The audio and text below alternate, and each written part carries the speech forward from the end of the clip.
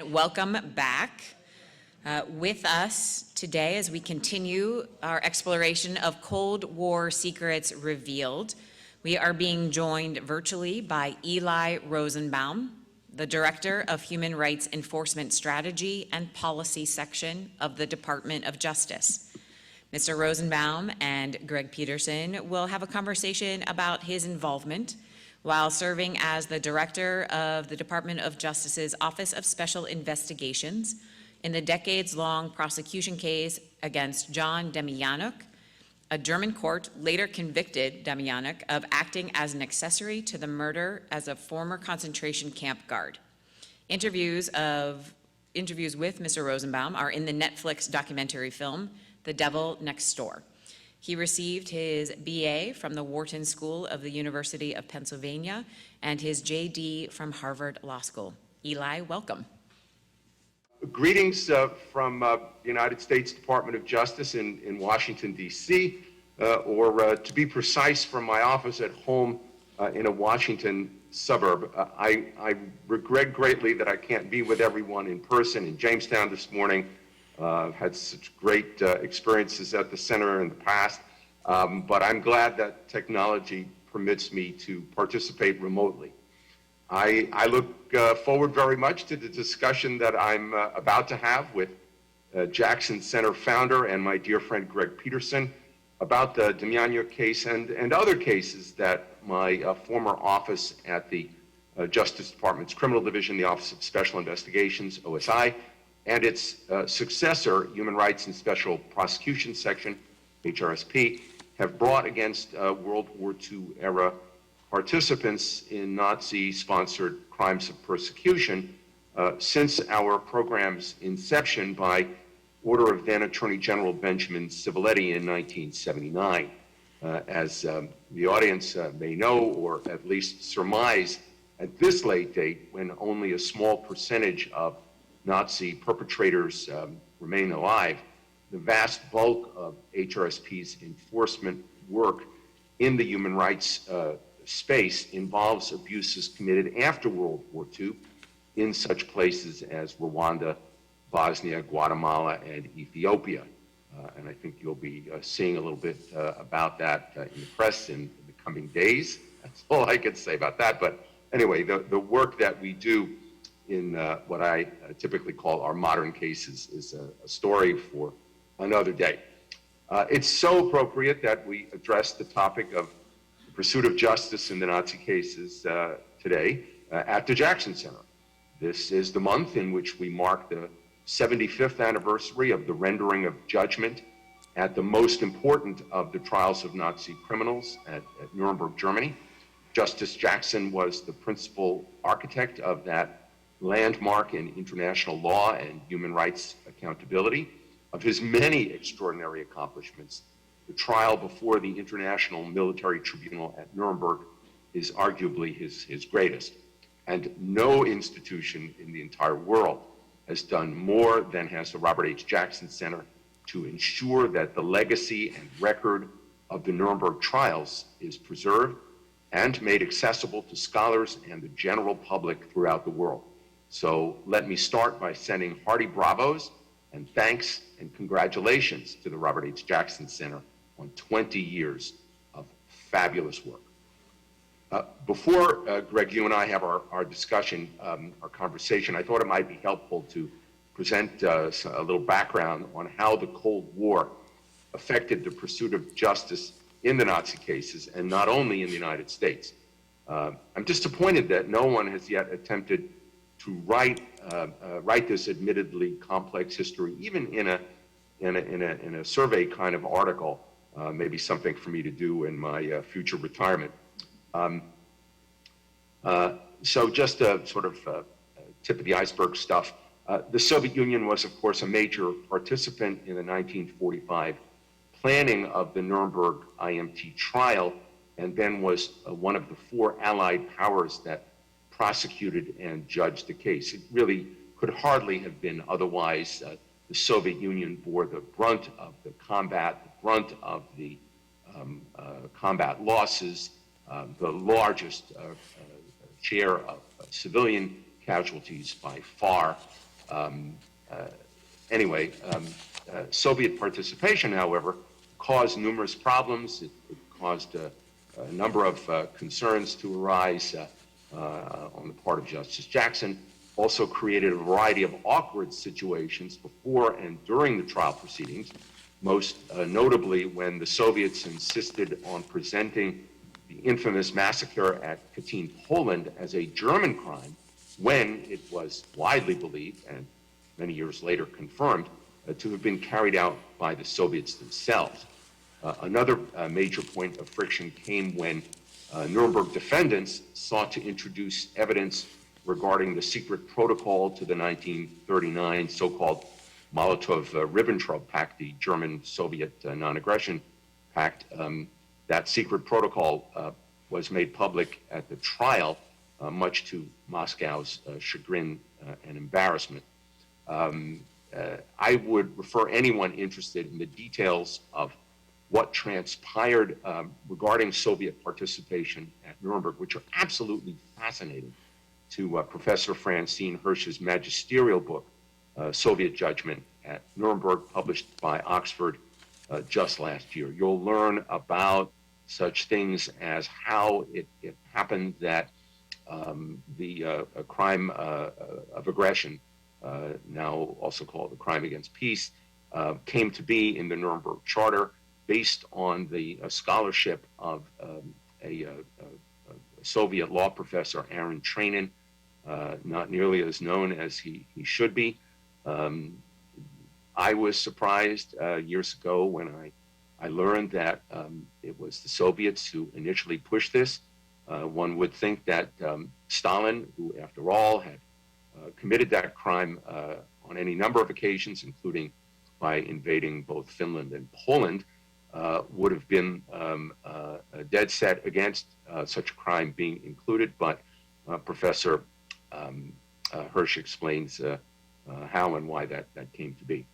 In any event, tensions between the Soviet government and the West long predated World War II, of course, and the Cold War, which most scholars say began in 1947 with a well-known Truman speech, arguably was in its at least nascent stage even before the war ended.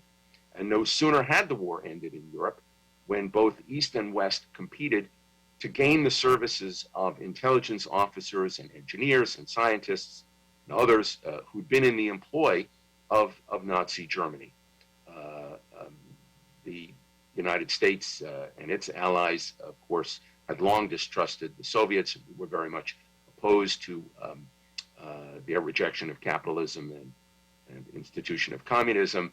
The Soviets, Stalin at least, believed that the Western allies had delayed military actions against the Soviet Union, against Germany, so that the Soviets would have to bear the largest part of combat and combat losses. So there was a lot of bitterness on both sides. But as the war ended, the U.S. and the Soviet Union in particular sought to use the current parlance, repurpose the efforts of supposed talents of men who had worked for the Nazis, repurpose them in the great and terrible Cold War that would dominate world geopolitics for the next 4+ decades. And when these men's skills were deemed useful, their Nazi pasts were conveniently overlooked, and they went to work for their new employers in Washington, Moscow, and elsewhere, spared typically from prosecution.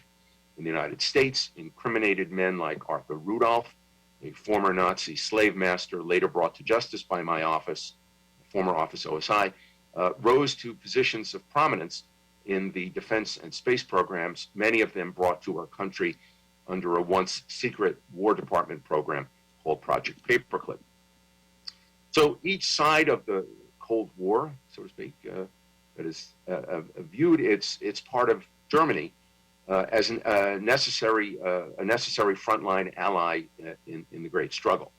Trials of Nazi criminals were not popular, to put it mildly, in Germany, and so enthusiasm among U.S., Soviet, and other leaders who wanted, to use those people on the front lines, their enthusiasm for continuing to pursue justice waned rapidly after the Nuremberg IMT trial concluded. By 1950, the trials, East and West, were mostly ended, even though the vast majority of the perpetrators had never been prosecuted. As the words of a formerly classified 1948 British communication to other Commonwealth nations had candidly put it in calling for an end to Nazi prosecutions, quote, "It is now necessary to dispose of the past as soon as possible." That, of course, is generally speaking what happened. And as we meet today in 2021, it is a tragic reality that, again, the vast majority of perpetrators of Nazi crimes were never brought to justice.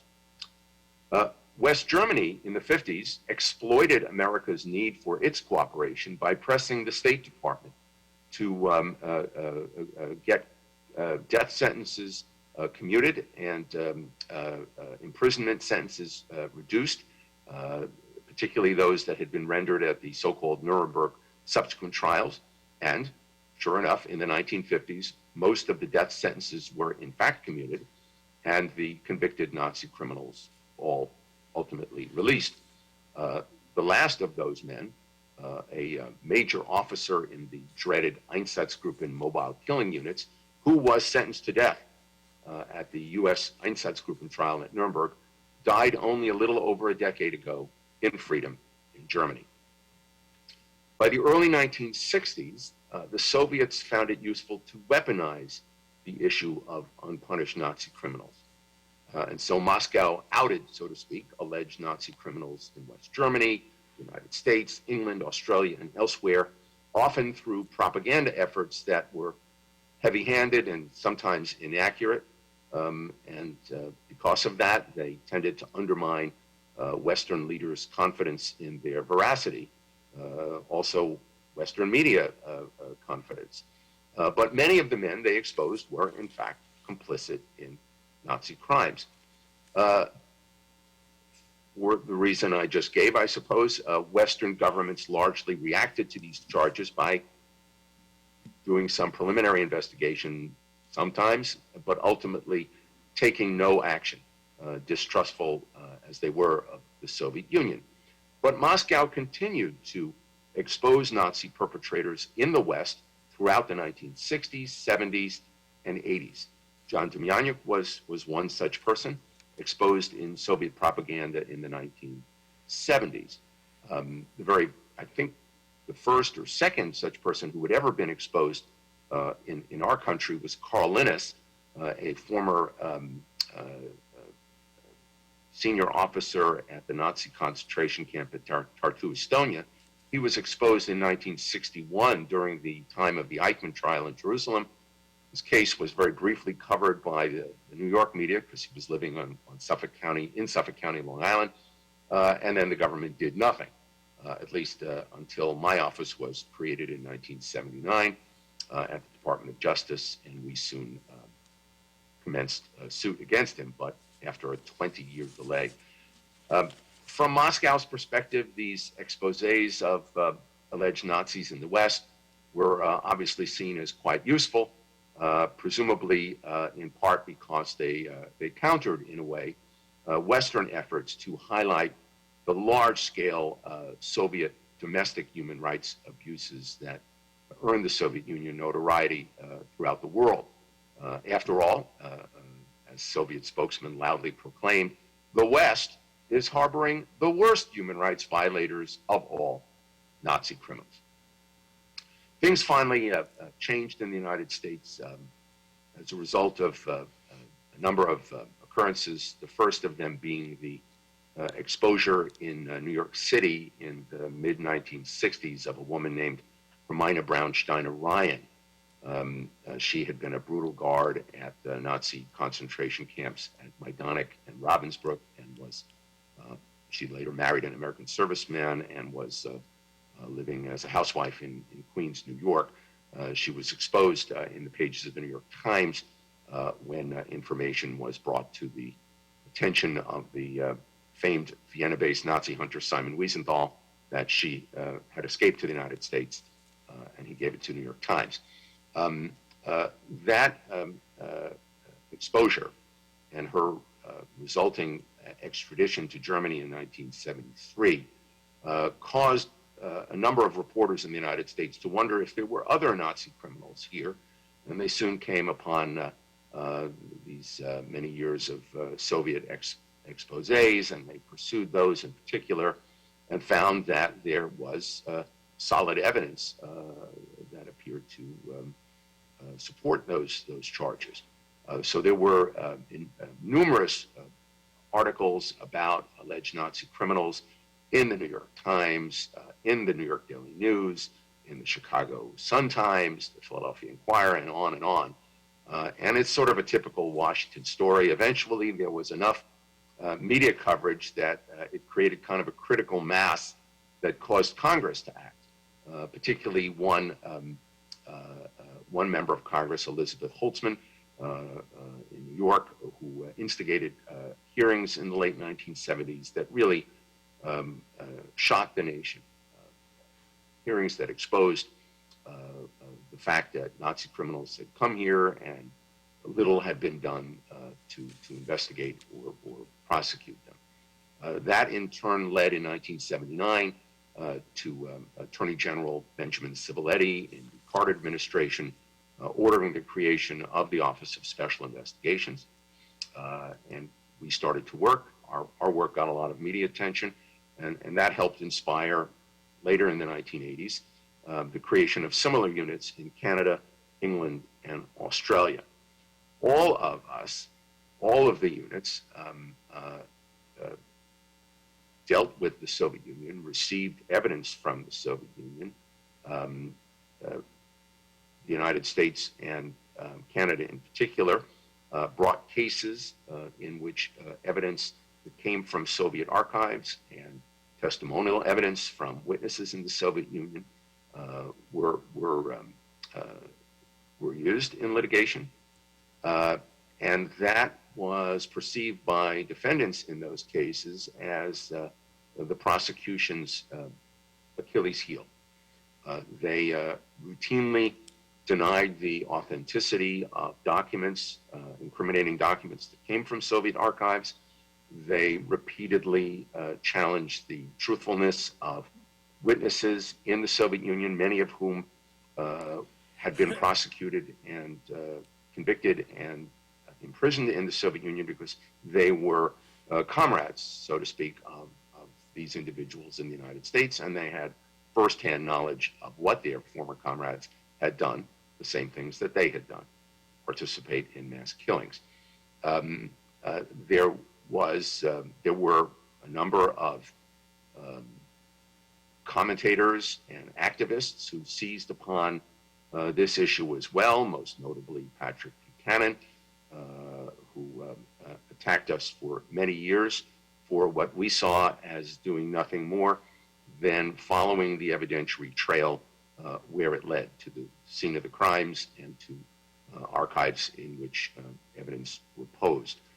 This was a hard-fought battle, particularly in the Nyanyuk case, and it persisted even after the collapse of the Soviet Union around 1990-91 and the termination of communist rule in Eastern and Central Europe.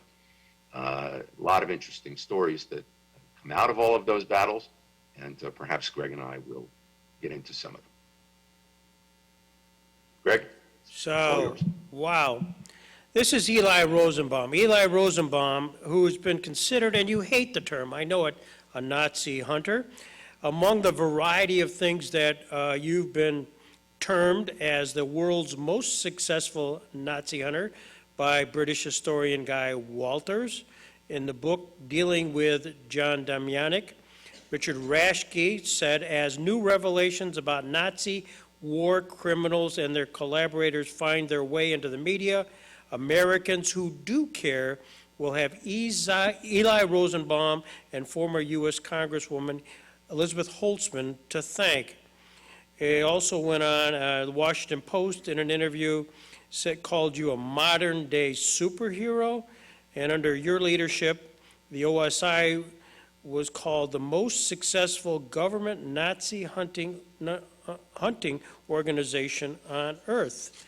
And you, way back when, in remarks to the Nuremberg 50th anniversary reunion of the Nuremberg staff, allowed us how that the OSI's comparatively small staff of attorneys, historians, and support personnel have been responsible for bringing and winning far more such prosecutions than any other law enforcement unit of its kind in the world, and I know that's empirically confirmed.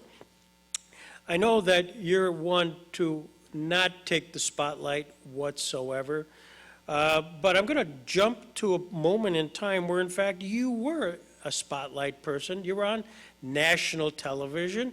You had to ultimately, it dealt with a book which I have and which we talked about earlier today called Betrayal, dealing with your work when you were at the World Jewish Congress, which, and you set this up in your preliminary remarks talking about how a variety of people who were in the Nazi Party were repurposed and became members of society in general, perhaps no more so than Kurt Waldheim. When you launched into this, did you know the firestorm you would be getting into? Well, first of all, let me just note that because I worked on the Waldheim matter outside the Justice Department during Right. a several-year period when I was outside DOJ, the first thing I did when I returned to DOJ in 1988 was recuse myself. So anything I say about Waldheim will be my personal opinion, not in any way an official comment by the Department of Justice.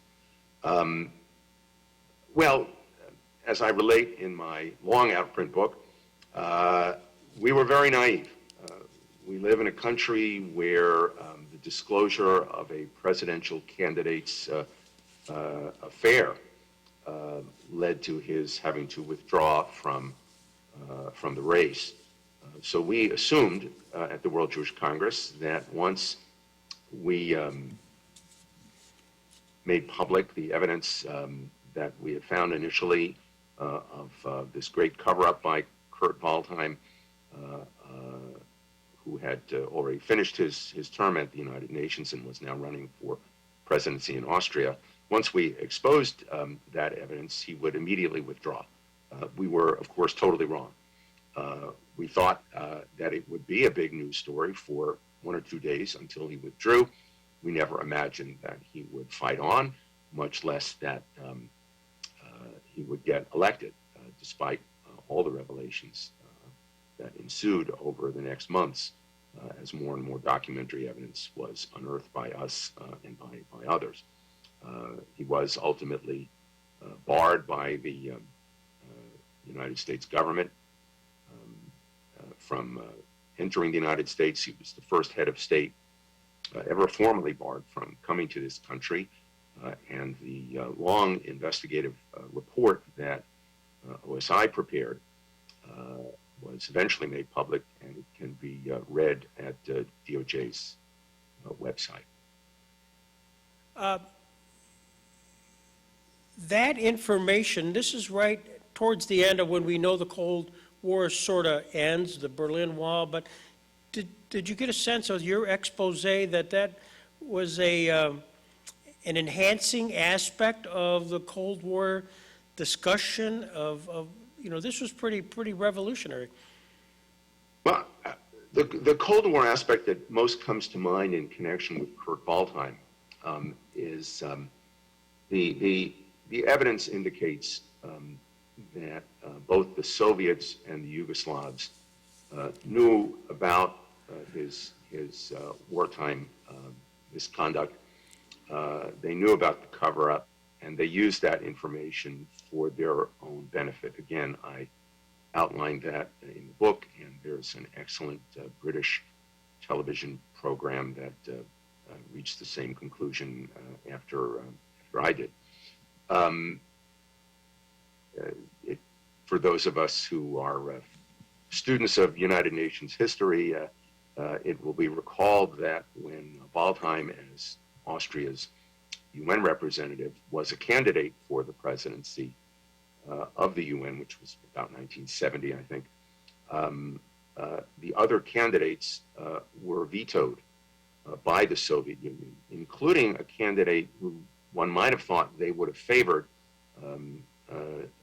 Mr. Jakobsen of Finland, because Finland had limited ability to withstand Soviet pressure back in those days. But they vetoed everyone. And unfortunately, the evidence indicates that the United States did not know much about Waldheim's war past, did not realize that he would be susceptible to blackmail by the Soviet Union and Yugoslavia. And so we went along with the favored Soviet candidate, and he was Secretary General in New York for 10 years, during which time, I might add, the Soviets scored a major intelligence victory there. The foreign diplomats at the Soviet Union, foreign diplomats at the UN are limited in, at least they were back then, I don't know what the rule is now, in how far they're allowed to travel from New York. I think it's 25 or 50 miles for security reasons, US security reasons. However, foreign nationals employed at the UN Secretariat face no such restrictions. And the Soviet Union, during Waldheim's tenure, launched an effort to increase dramatically the number of Soviet nationals employed by the UN Secretariat, and they succeeded in that. And well, guess what? Soviet nationals called in sick a lot more often than one might have expected. And when they were supposedly sick, they traveled throughout the United States, obviously conducting intelligence, performing intelligence functions. So this was an unfortunate intelligence debacle for the United States, in my personal opinion. I hasten to add. Personally, you were born in Westbury and graduated summa cum laude, Wharton School, University of Pennsylvania, got your MBA, and then you went to the Justice Department through its honors program through Harvard Law School in 1980. And was that the beginning? What was the aha moment for you, Eli, that said this concept of personal accountability and potential criminal activity that you ultimately launched into started? Is there a genesis in all of this? I suppose there is. The Holocaust was not spoken of in my home. Remember, I grew up, in the early 60s, so the war was not a distant memory. And I'm from a Jewish family. My parents were escapees before the war from Germany. My dad fought in the war in North Africa and in Europe, stayed on for an early part of the U.S. occupation of Germany. And it was clear that that was not something that you could discuss in my house, and it wasn't much in what I read. Like most kids, I read the Diary of Anne Frank in elementary school. That was most of my exposure to the subject. Until when I was about 14, I told the story elsewhere. I was in a car that my dad was driving on the New York State Thruway, not so far probably from the Jamestown Center, in a blizzard. And we were just talking. There was nothing that my dad cared to listen to on the radio. And we were talking about his war service, and he had some actually entertaining stories. He had once boxed for his unit against another unit. First time I ever heard that my father was a boxer. He wasn't really, and he lost, I'm sure. And then he said, I was sent to Dachau concentration camp the day after its liberation to report back on what had happened there. And my eyes, like my father's, were locked on the road because there was a lot of snow there, and this was treacherous driving. And I said something in the nature of what would a 14-year-old kid say? Wow, what did you see? And I waited for my father to respond, and I heard nothing. And finally, I looked over, and my dad's eyes had welled with tears, and he was clearly trying to speak. His mouth was open, and he couldn't do it. And my father lived a nice, long life, well into this century. We talked often about my work, but we never returned to that subject. That was the first time I saw my father cry, and the men of that greatest generation didn't want anyone to see them cry, in general. Then I happened upon an NBC broadcast of a German play based on the Auschwitz trial of the mid-1960s. The play was called The Investigation. It had been on Broadway. Then NBC aired it on a Friday and a Sunday. And that play had actors playing, among others, concentration camp victims. And I remember being shocked when a woman witness talked about ghastly medical experiments that had been perpetrated on her and others. And again, I didn't know anything about that, so I'm sure that had an impact on the young Eli Rosenbaum. Finally, when I went to law school, assuming that I was going to go into the business world after law school, after all, I had an undergraduate and MBA degree, both in finance from Wharton. In my first year, I volunteered in a student group that assisted the local district attorney's office in criminal prosecutions. Just seemed like that would be interesting. And I ended up working on a rape case that, again, shocked me. It was, the classic nightmarish situation of a woman walking down the street, in this case in Cambridge, Massachusetts, and grabbed and pulled into the bushes and brutally raped. That was the first time that I thought, gee, maybe I'd like to be a prosecutor and help bring such people to justice. Then when I learned the following year, I suppose, that they had opened this new unit at Justice to pursue Nazi war criminals, I thought, that's the summer job for me. I got it somehow, fell in love with the people who were doing the work, in awe of their commitment and determination and smarts, and the work itself was fascinating. And my highest ambition then after law school was to be a prosecutor, specifically at OSI. And although my other fondest ambition did not come true, which was to play center field for the Yankees, I blame that completely, not my fault, just an innate lack of talent. Blame my parents for that. I did get to realize my other fond ambition and go to OSI. Eli, I know you're a big fan of audio, radio. You love that stuff, and you also we have an audience of people from Washington D.C. That you are looking for a particular piece of TV history, and you haven't yet. So maybe I'll just give you a plug, an opportunity to tell you what we're looking for, because I know I'm looking for it. They'll find it. If you want to give them a teaser here. Well, why don't I say you and I are both looking for two things.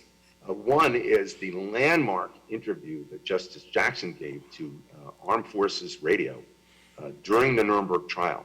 He would not give any other interviews, I believe, during the trial, but he made an exception for Armed Forces Radio, which, after all, was serving the men and women who had risked their lives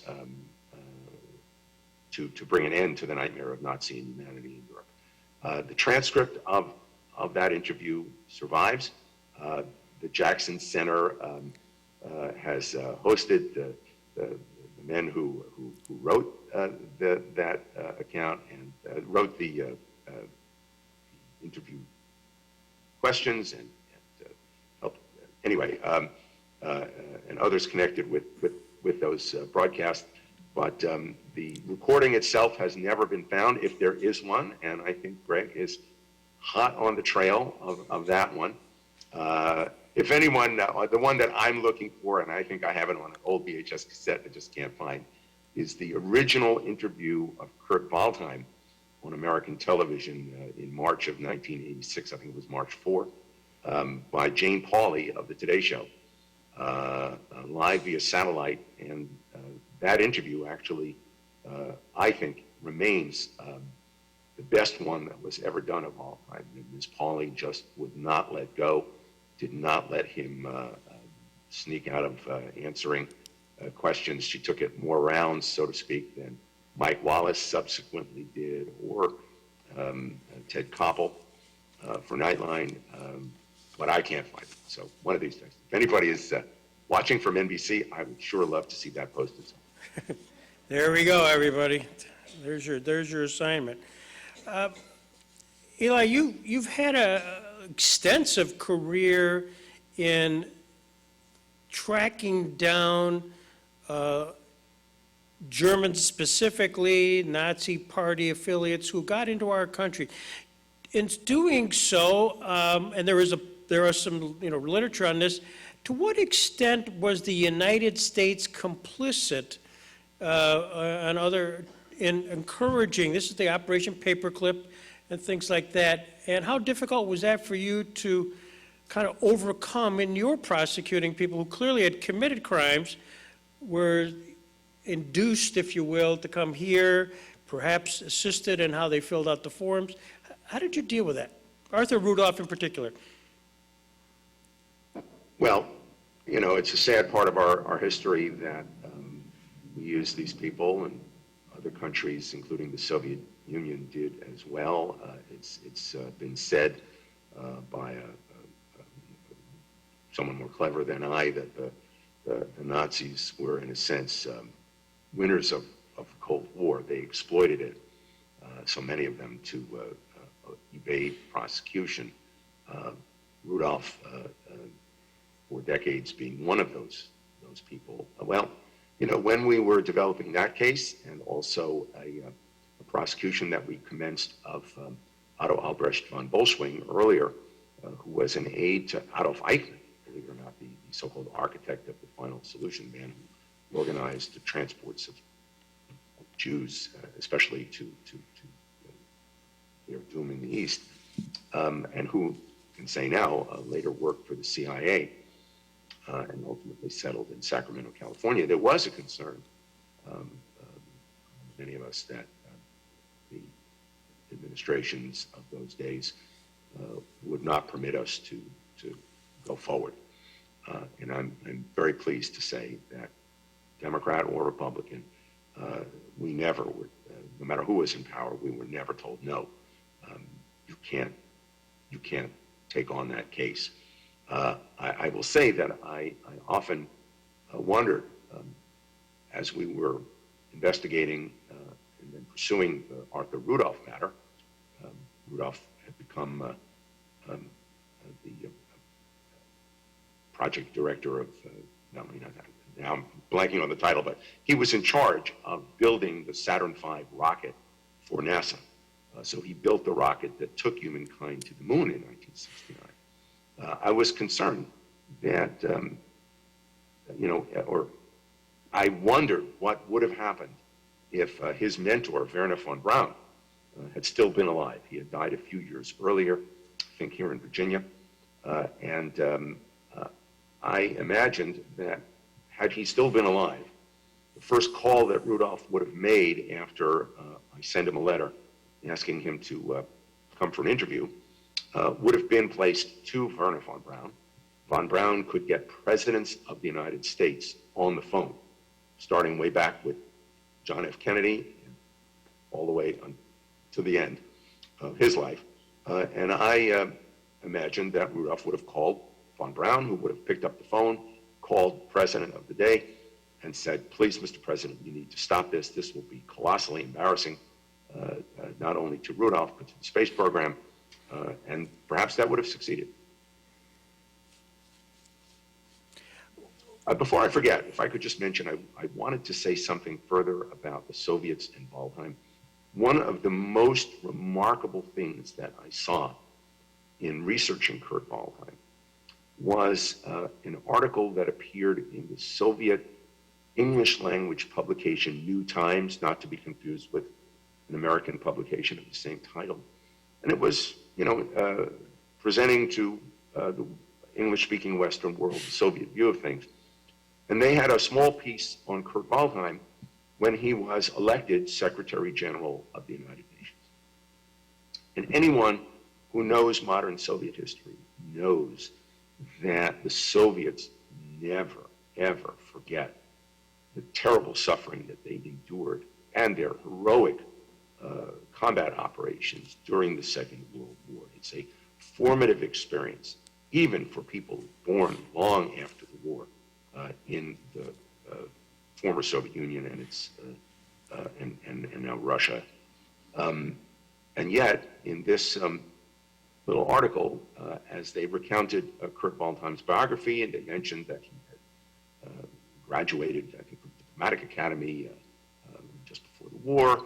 And then the next thing, suddenly, he joined the Austrian diplomatic service in 1945, 46, whatever it was. They skipped over completely the war years, which were, of course, well known to everyone. I mean, the basic outline of it, that he served in the German army, was never a secret. And yet the Soviets skipped it. I thought that spoke volumes about what was going on.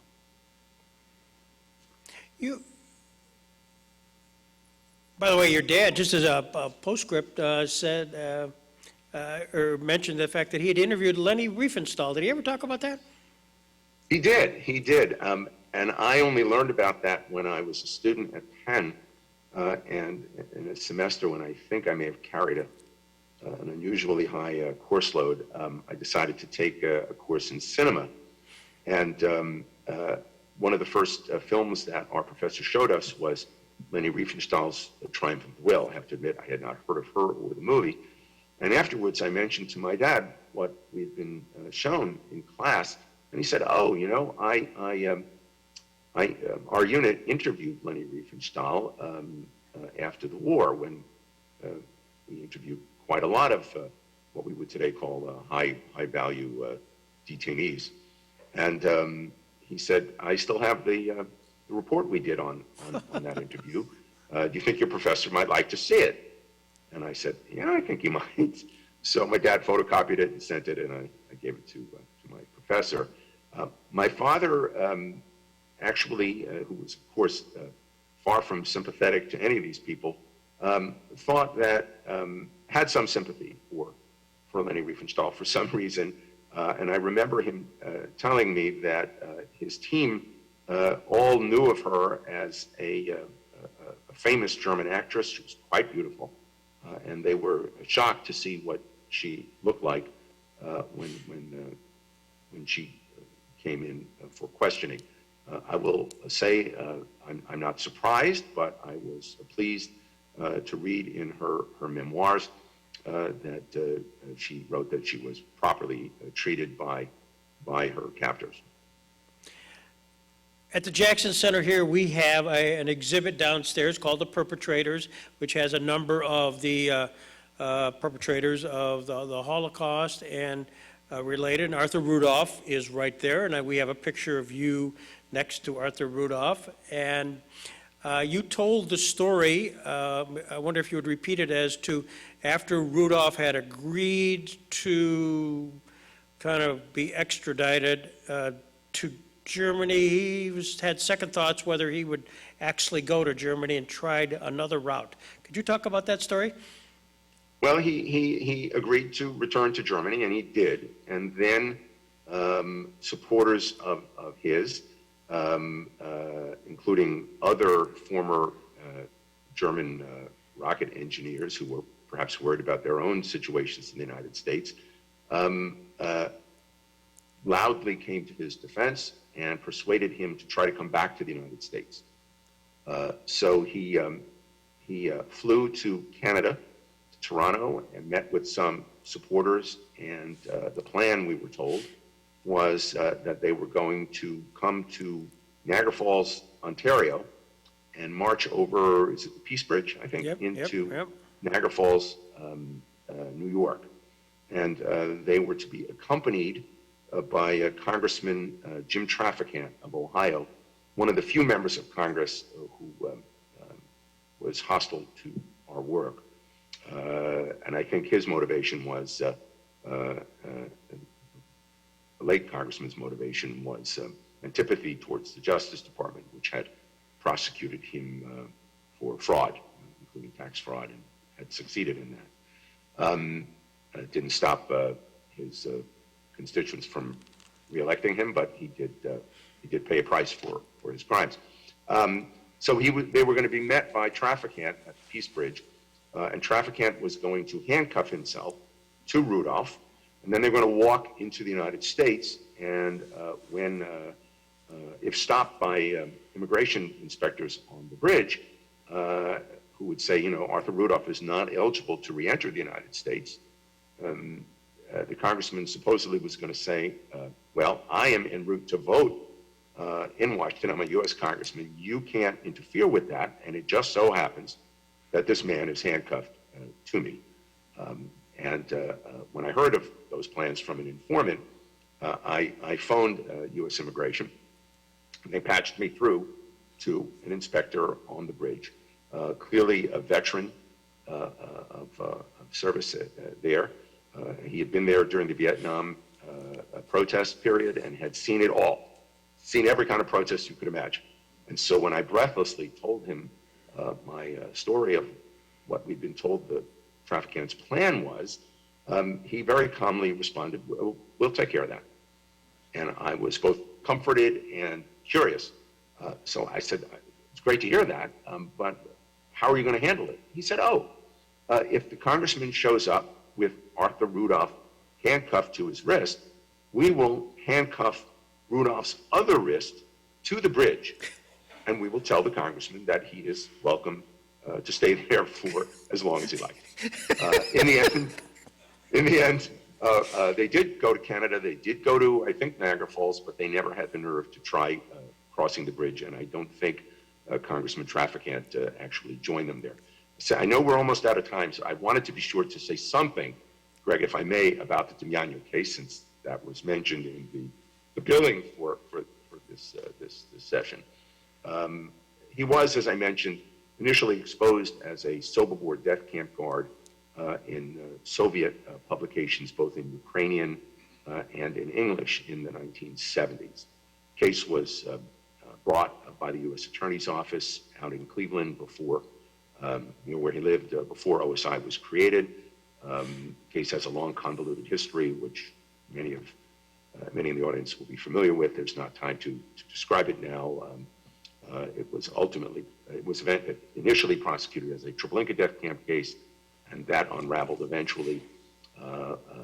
When I became director, we filed it as a Sobibor death camp case, won that case, shared our evidence with the Germans, and they then brought their criminal prosecution, and we deported Demjanjuk to Germany in 2009, based largely on our evidence.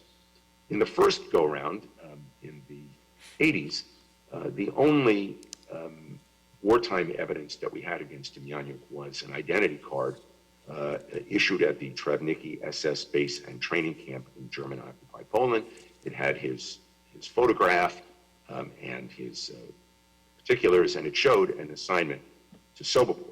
Demjanjuk and his supporters, among them Pat Buchanan, consistently charged that that was a Soviet forgery. Well, we had it tested in every way possible. There was no reason to believe it was a forgery, but that remained Demjanjuk's contention also when he went on trial in Israel after his first litigation in the United States. By the time we brought the Sobibor case upon his return from Israel, we had reinvestigated the case from scratch and found lots of other documents, some in the former Soviet Union and some in the West, including the West German archive. The evidence was beyond compelling, was airtight, really. And in the retrial of the citizenship revocation case, the denaturalization case in Cleveland, Demjanjuk argued that the evidence was still forged, including one particularly important document that an OSI staff historian found in an archive in one of the Soviet successor states long after the Soviet Union had gone out of business.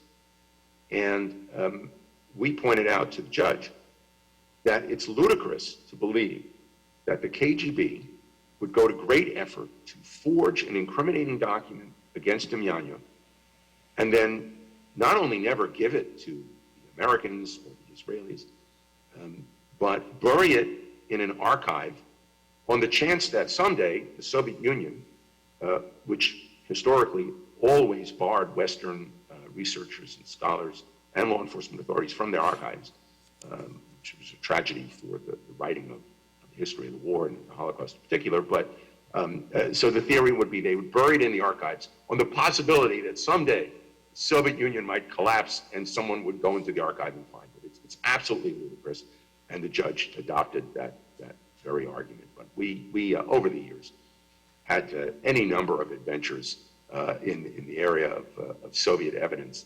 And ultimately, I have to say, it became untenable, really, for us to use witnesses from the Soviet Union, in large part because an Attorney General of the United States had publicly expressed doubts about whether they would testify truthfully. And when the head of your agency says that, puts prosecutors in a very difficult position. I know our time is just about up, but I just want to say thank you, Eli, and I know we could go on for hours, and at some point we might. But I think I just want to conclude by saying, it's important to know that cases that were investigated and prosecuted under Eli Rosenbaum's directions have resulted in deportations to Europe of Nazi perpetrators subsequently convicted there of participation in tens of thousands of Holocaust murders. He is truly one of our heroes, truly one of the Department of Justice's heroes, and I'm just glad to call him personally a friend, and also the Jackson Center to call you a friend. So thank you for your participation today, Eli. Greg, you're much too kind. I can accept those very generous words only on the thought that whatever accomplishments are attributed to me are really accomplishments of a great team of attorneys, historians, paralegals, other staff at OSI and now HRSP that make those accomplishments possible. It's a great privilege always to be associated with the Jackson Center. Congratulations to the center and to you, Greg, personally, for 20 years of remarkable work. Thank you. Eli Rosenbaum.